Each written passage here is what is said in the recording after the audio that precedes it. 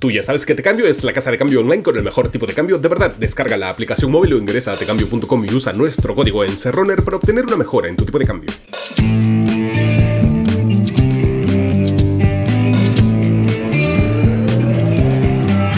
Hola, soy Marcos Cifuentes. Bienvenidos a La Encerrona, tu mini noticiero en pandemia. Hoy es Jueves Santo, 14 de abril de 2022. Y hoy vamos a hablar de la pandemia, porque sigue la pandemia. Las curvas de contagio y de fallecidos parecen haber pasado a la historia en nuestro país, pero sigue la pandemia. La nueva normalidad es casi un hecho. Aún así, el nuevo ministro de Salud, Jorge López, anunció ayer que todavía no habrá un retiro en la obligación de llevar mascarillas ni siquiera en los espacios abiertos. Según ellos, recién se va a evaluar esto cuando el 80% de la población a nivel nacional tenga su tercera dosis. Lo que no tiene ningún sentido. Los espacios abiertos siempre han sido seguros. Siempre, en casi ningún país ya son obligatorias las mascarillas en espacios abiertos. Y menos aún pues las dobles mascarillas, que es un fetiche peruano que cada vez es más particular y pintoresco. Es más, este gobierno le pide a la gente que siga llevando mascarilla en espacios abiertos, pero dentro de un restaurante y a todo el mundo se la quita con razón. Pero peor aún todavía, en la misma reunión de gabinete en la que se toma esa decisión, la mitad de los ministros y el presidente mismo no están llevando mascarilla en un espacio cerrado, sin justificación alguna y acompañados de personas vulnerables como Aníbal Torres, que tiene 79 años. Una incoherencia más entre el discurso y la acción de este gobierno. Pero ustedes me van a decir es que tú estás cantando victoria muy pronto. En China la cosa está grave, hay un rebrote terrible, caos, revueltas, represión. Muy bien, para empezar, aquí nadie está cantando victoria, la pandemia sigue. Pero hablemos con una experta sobre China. Desde Bruselas, Ángela Huyén, médico asesora de políticas en salud, experta en control de infecciones, nos pinta qué está pasando por ahí. Lo que estamos viendo en China y particularmente en Shanghái es una respuesta bastante fuerte al incremento de casos por Omicron. Como sabemos, el aumento de casos de Omicron se ha dado en muchísimos países alrededor del mundo. En Shanghái, donde viven más de 25 millones de personas, empezaron a incrementarse los casos y, como consecuencia, llevaron a una cuarentena bastante estricta. Esta responde a una política de COVID-0, es decir, cero tolerancia a tener casos de COVID en China. El sábado pasado la ciudad registró casi 25.000 casos nuevos, lo que hace un total de 200.000 casos nuevos desde el 1 de marzo y solo se han reportado 9 personas graves y no muertos, o en algunos casos reportan un solo muerto. Pero esto nos muestra el contraste de China con el resto del mundo, donde la mayoría de países están más bien relajando las medidas de control y esperan que las tasas de vacunación vayan a mitigar una subida de casos severos o de muertes. Y están dejando circular el virus y confiando en la inmunidad natural, porque algunos ya se infectaron, más la inmunidad inducida de la vacuna. Pero si el origen del caos en Shanghái es Omicron y no una nueva variante, ¿cuál es la causa de lo que está sucediendo allí? Bueno, 52 millones de personas mayores de 60 años aún no se han vacunado por completo. 52 millones. Los más vulnerables, los mayores de 80 años, son los menos vacunados, ya que solo el 20% tienen el esquema completo. Entonces, por un lado tenemos la baja tasa de vacunación, sobre todo en los más vulnerables. Y por otro lado tenemos que las vacunas mayormente usadas, como Sinovac y Sinopharm, como sabemos por los estudios que se hicieron con Sinovac, tenían una eficacia que se redujo para Omicron, ¿no? Sobre todo para casos graves y muertes. Por lo cual se recomienda una tercera dosis, que además se recomienda que sea de ARN mensajero. Lo que todos ahorita se están preguntando es hasta qué punto algo como lo que viene sucediendo en Shanghái podría repetirse en Perú. Lo veo bastante difícil y bastante improbable, por muchos motivos. En primer lugar, porque el virus circuló bastante y sigue circulando. Sobre todo porque muchas de las medidas de control no fueron eficaces, como sabemos, lo cual nos lleva a creer que gran parte de la población ha sido infectada y tiene inmunidad natural.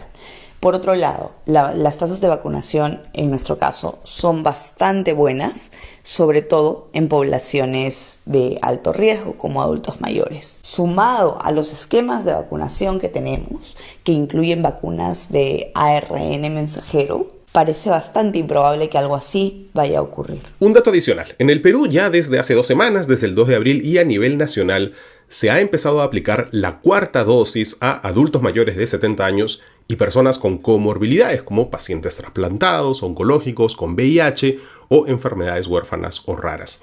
Ángela, ¿esta cuarta dosis es una buena decisión? Al día de hoy, la evidencia nos muestra que puede tener un efecto bastante modesto y limitado a poblaciones, porque hasta hoy los estudios han sido con poblaciones de riesgo, limitado a poblaciones de riesgo como adultos mayores y pacientes con comorbilidades, ¿no? Hay que tener en cuenta que lo que se usa como medida es la baja de anticuerpos, y sabemos que una baja de anticuerpos no quiere necesariamente decir que la eficacia vacunal ha reducido, porque los anticuerpos representan una parte pequeña y limitada de todo lo que es la inmunidad. Entonces, lo que pasa, por ejemplo, con las células T no se mide y no lo sabemos, y probablemente esto sigue bastante activo. Entonces, dado todavía el modesto beneficio que hay en población general, por ahora la cuarta dosis es una opción solamente para personas de edad avanzada, para personas con comorbilidades, etc. Y el foco debe estar en paralelo, buscar personas que todavía no se hayan puesto la primera, segunda y tercera dosis. Como dice Ángela Guillén, es importante que la gente que necesita la cuarta dosis se ponga la cuarta dosis, pero es más importante aún que se avance con la aplicación de la dosis de refuerzo, la tercera, y eso, según el propio Ministerio de Salud, está recién en el 50%, algo que ha sido directa responsabilidad del actual régimen al poner al doctor Agüita. El gobierno no debería trasladarle ese retraso a la gente, perpetuando una obligación a estas alturas irracional. La pandemia continúa, por supuesto, y hay que seguirse cuidando, por supuesto, pero con medidas basadas en evidencia y no con fetiches. Muchas gracias, Ángela Guillén. Ya volvemos con los titulares de hoy aquí en La Encerrona. Llegó el verano y todos los planes serán mejor con Didi. Hazlo simple, descarga la app, ingresa tu destino y comienza a disfrutar del verano mientras ahorras en cada uno de tus viajes. ¿Ya tienes la ruta de hoy? Ahorra y simplifica tu día con Didi. Hola, soy Marcos Cifuentes, bienvenidos de vuelta a La Encerrona, tu mini noticiero en pandemia. Hoy es jueves 14 de abril de 2022 y estas son las noticias que son virales o deberían serlo. Y ayer la ex ministra de Cultura Gisela Ortiz contó en RPP más detalles sobre los expertos polacos que estaban en CUELAP cuando cambiaron de gabinete y pues nunca más se supo de ellos, como ayer les contamos aquí. Dijo Ortiz, cuando ellos volvieron, los expertos polacos volvieron de CUELAP, yo ya no era ministra. Tuvieron una reunión con el nuevo ministro González para informarle y para dar continuidad. Sé que después de eso ha habido una insistencia para firmar un convenio, pero quedó allí. Ayer el escudero presidencial que dupletea como ministro de Culturas, Alejandro Salas, llegó a CUELAP y no dijo ni una palabra sobre los 34 informes que recibió su ministerio, revelados en este programa aquí ayer, ni sobre este desplante a los expertos polacos que podrían haber salvado CUELAP. Y el Poder Judicial condenó a más de 2 años de prisión, suspendida nomás, a 4 vándalos que el 5 de abril participaron en los disturbios contra la sede de la Corte Superior de Lima y un tambo en el centro de Lima. Todos ellos fueron capturados en flagrancia. ¿Quiénes son? Luigi Villalobos, Christopher Rea, Maiker Zorrilla y Sebastián Llovera López. Los 2 primeros tendrán que pagar solo 250 soles a los daños al Poder Judicial y los otros 2 500 por los daños al tambo. Todos aceptaron los cargos y se acogieron a la terminación anticipada del proceso, que les salió barata. No van a ir a prisión porque está suspendida, sus sentencias son de 2 años y algo, y el problema aquí es que, como dijo la presidenta del Poder Judicial, estos fueron hechos dirigidos, focalizados. En el caso de la sede judicial sabían cuál era la puerta vulnerable y fueron allí directamente. Entonces, cerrar el caso tan pronto pues deja varias dudas sobre si hubo cabezas detrás de este vandalismo. Y ayer ha sido un día de acusaciones en el Congreso. Se está investigando ahora a los exministros Carrasco y Silva del Interior y de Transportes por el caso Zarratea. También se aceptó la acusación constitucional contra el presidente Castillo por traición a la patria. Lo acusan por no saber qué responder en una entrevista en CNN, una tontería de sin sustento que seguramente no llegará a ningún lado.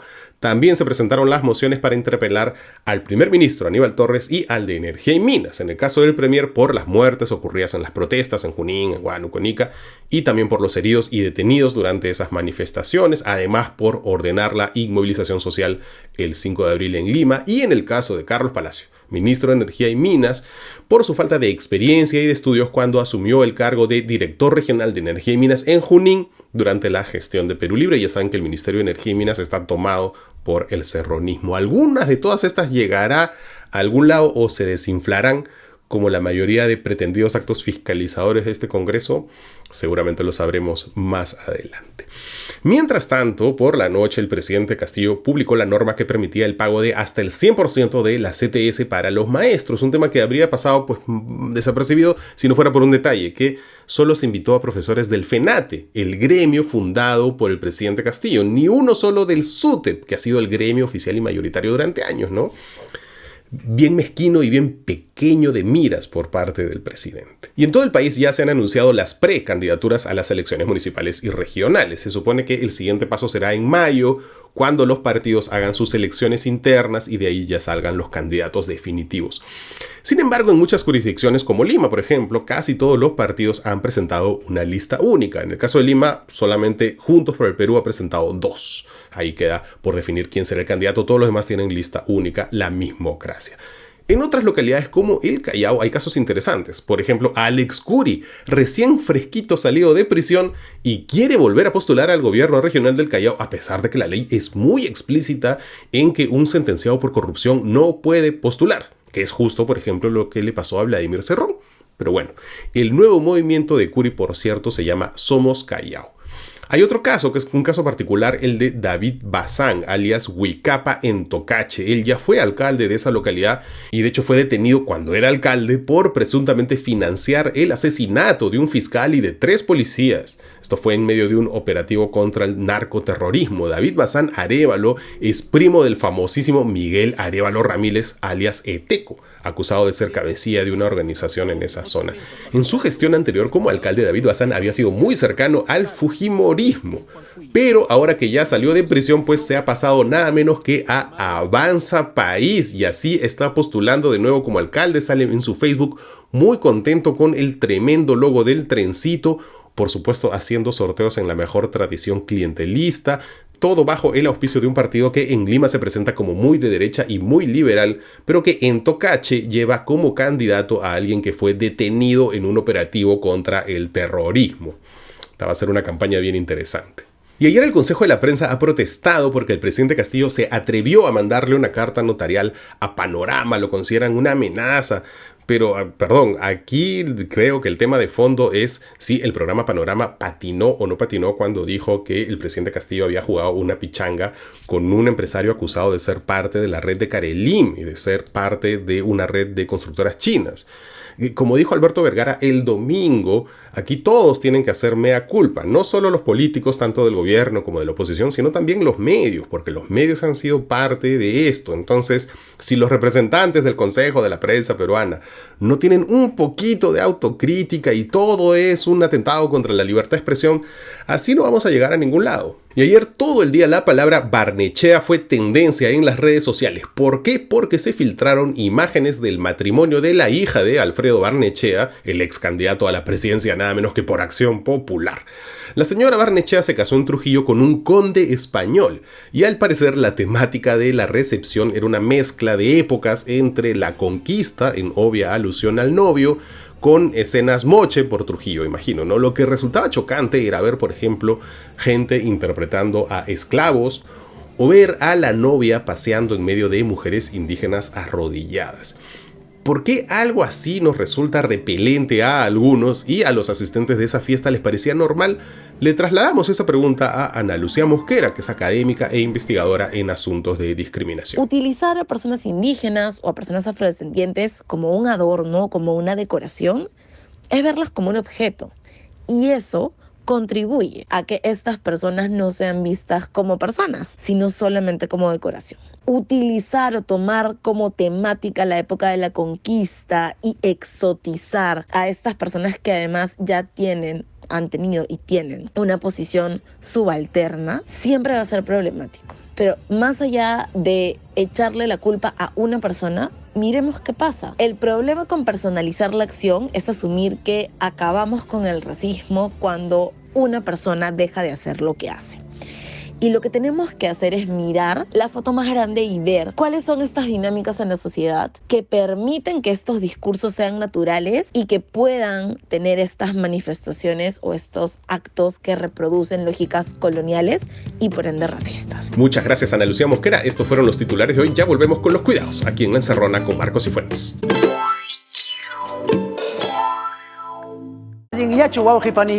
Clase Popular y La Encerrona presentan Curso de Quechua Urgente. El quechua es un idioma vivo, contemporáneo, la lengua de nuestros ancestros y también de nuestros hijos. En todo el continente cuenta con decenas de millones de hablantes y de oportunidades. 10 módulos, materiales extra, reuniones, consultas con soporte en castellano y certificación. ¡Tú para Chicama! Nos vemos para Chicama.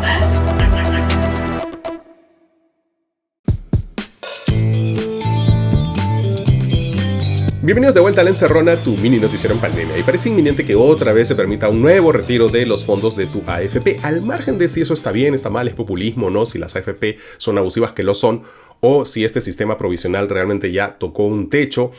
Vamos a lo práctico. Hoy tenemos consejos para ustedes de qué hacer con ese dinero, consejos que nos trae el experto en finanzas de la Pacifico Business School, Jorge Carrillo Acosta. Jorge, ¿me conviene o no retirar mis ahorros de la AFP? De aprobarse un nuevo retiro, lo ideal sería que si realmente no necesito el dinero, ¿no? Si no es un tema urgente para poder subsistir, no retirarlo, porque es ir en contra de mis ahorros futuros, ¿no? Tomando en cuenta además que el dinero invertido en las AFP, mal que bien, más allá de las críticas a estas entidades, ha generado una rentabilidad promedio en su historia de 11% anual, ¿no? Y ninguna entidad financiera pues te da un promedio similar. Entonces lo que te convendría, si quieres pensar un poco en el futuro, sería justamente no retirar el fondo de pensiones, ¿no? Salvo pues que sea realmente necesario y que necesites ese dinero para sobrevivir, o que tengas una deuda muy cara, por ejemplo, de tarjeta de crédito que te está ahogando, y de repente pues con ese dinero puedes justamente pagar esa obligación, ¿no? Sería un poco la idea, ¿no? Si realmente no lo necesitas, mejor no tocarlo. Digamos que aún así quiero retirar ese dinero, ¿cómo elegir dónde invertirlo? Lo ideal sería pensar en el largo plazo, así que el producto más interesante de pronto ahora podría ser un depósito a plazo en una cuenta de una entidad financiera. Y ahí hay que fijarse en dos cosas. Primero, que sea una entidad financiera que cuente con un respaldo. Lo ideal es una que tenga un seguro que se llama Fondo de Seguro de Depósitos, que suele ser los bancos, las financieras, las cajas municipales o las cajas rurales, ¿no? Cualquiera de esas son alrededor de 41 entidades que tienen este beneficio. Y lo segundo es, obviamente, preguntar siempre por la TREA, ¿no? TREA, que significa tasa de rendimiento efectiva anual, que es la tasa real que te van a pagar por un depósito a plazo o una cuenta de ahorros o cualquier depósito similar como CTS, etcétera, ¿no? ¿Cómo diferenciar qué cosa va a hacer crecer más mis ahorros de qué cosa se puede convertir más en gasto? Si no elijo una cuenta de ahorros, podría ser un producto de inversión, ¿no? Como un fondo mutuo, o podría ser invertir en la bolsa, o incluso hacer un negocio, o comprar un inmueble. También, si es que hoy día tengo una casa alquilada y eso me permite de repente el retiro llegar a la cuota inicial de un departamento. Pero hay que tener en cuenta que este tipo de inversiones, sobre todo las de bolsa de valores y las de un negocio, tienen riesgo, ¿no? Así como puedo ganar, también puedo perder, ¿no? Aunque en el largo plazo se estima que se suele tener una rentabilidad positiva. Ahora, no es recomendable evidentemente con eso hacer un gasto que no es importante, ¿no? De repente con eso hay gente que va a querer comprarse un televisor nuevo para ver el repechaje y el mundial, o va a querer con eso irse de viaje, ¿no? O juntar la plata para irse a Qatar si es que Perú clasifica al mundial de fútbol. Entonces ese tipo de gastos no son los más recomendables, porque recuerda que si bien es cierto es tu plata, ¿no? El fondo del FP es tu plata destinada no a cualquier gasto, sino destinada a tu jubilación. Te estás yendo en contra de tu pensión futura, no es pan hoy para tener hambre mañana, lamentablemente. La pregunta literal del millón es si lo que uno puede ahorrar por su cuenta será suficiente para el futuro, para la jubilación. Lamentablemente, pues si retiro todo el dinero en mi AFP, cuando llegue a la edad de jubilación a los 65 años, 70 años, no voy a tener pues una pensión a través de este sistema, ¿no? Lo que voy a tener que hacer es vivir de mis ahorros particulares, o del apoyo de mi familia, o del apoyo del Estado en algunos casos, ¿no? Tipo pensión 65. Pero bueno, no es lo ideal, ¿no?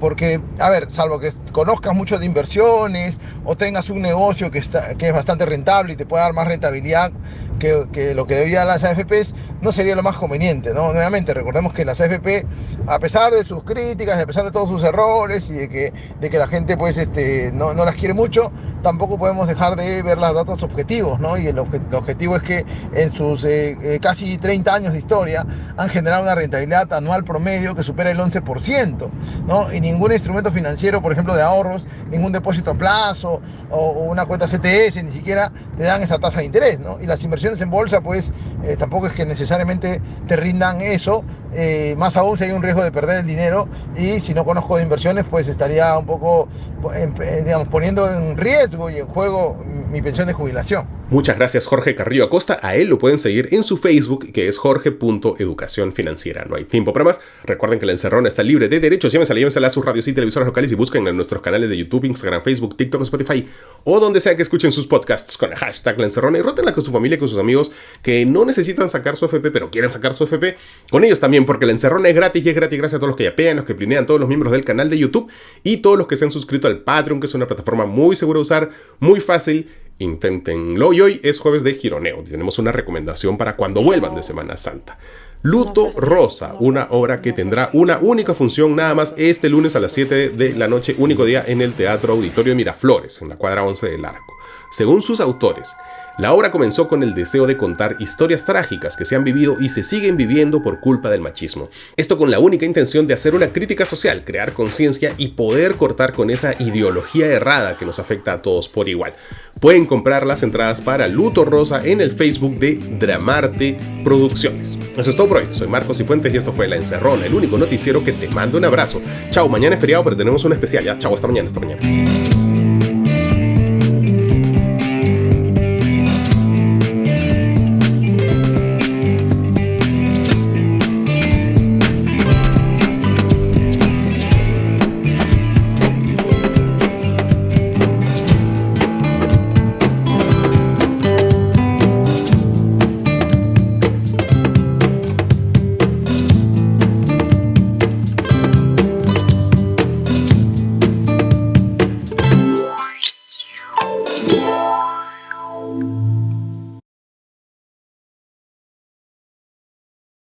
El periodismo es sobre todo un servicio a la comunidad, por eso tenemos una cuenta en todas las comunidades, desde Telegram hasta TikTok, sin dejar de lado ninguna. Hola, soy Claudia Guevara, gestora de comunidad de La Encerrona, y mi trabajo es escuchar lo que ustedes nos cuentan, opinan y necesitan. Son cientos de mensajes todos los días, y si te has sentido escuchado por nosotros, por favor considera suscribirte a nuestro Patreon o a nuestra comunidad de YouTube. Nos estamos leyendo.